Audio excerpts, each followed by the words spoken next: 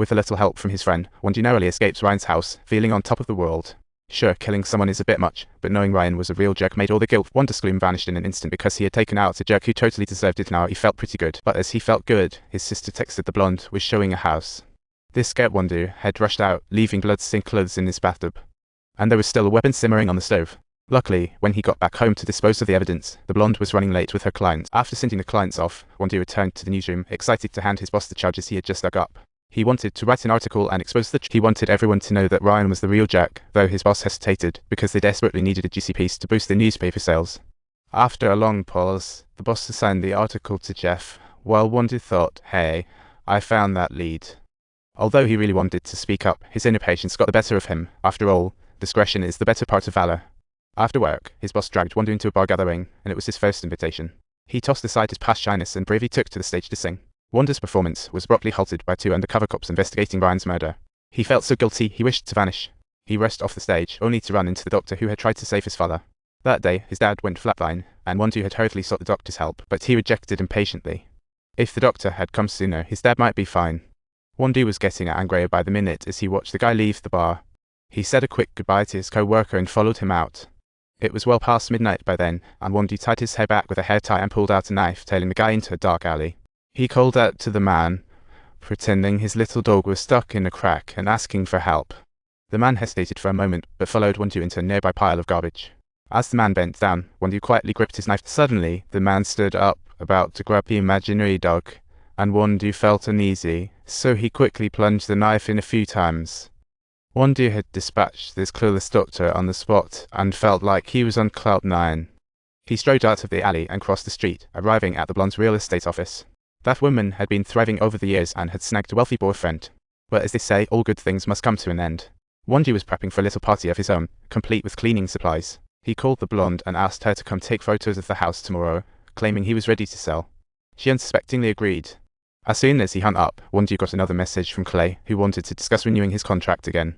The next morning, Wondu strutted out of Clay's house, feeling like $1 million.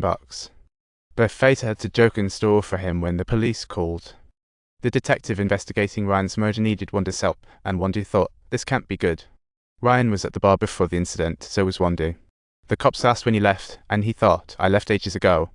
After thinking, Wondu replied, around 1. The detective asked who he drank with, and Wondu casually mentioned a few names, adding the blondes. Just then, the interrogation room door swung open, and the detective yelled for someone to come in.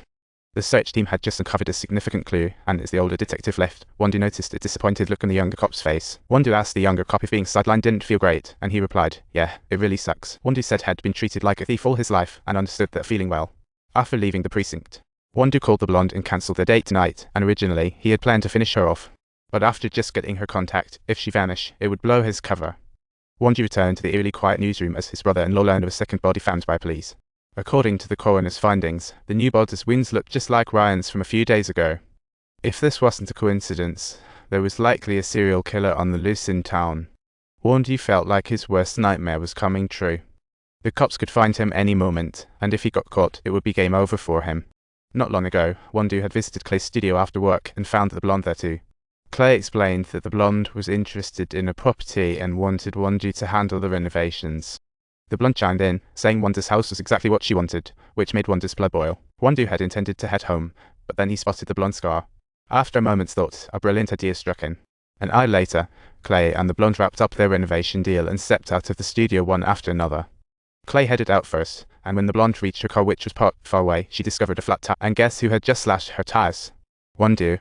To make it worse, the blonde had left her phone behind in Clay's studio. Wondu got out of his car and offered to give her a ride since it was a remote area. With no other choice, the blonde reluctantly accepted. On the way, Wondu subtly suggested that if she wanted to buy the house, she'd have to cough up a bit more dough. The blonde replied that as long as Wondu was willing to sell, everything was negotiable. Wondu was thrilled to hear that. He invited the blonde to his place to discuss, and soon they arrived at his destination. Wondu pretended there was a leak in the garage and led her into a dimly lit, damp storage room. You scoundrel, you're a real man, ruining my life. The blonde shot back, trying to regain control of the situation. Undeterred, Wondu held on to her tightly with a blank expression, seemingly oblivious to her protests. Hope you enjoyed the video. Don't forget to hit that subscribe button.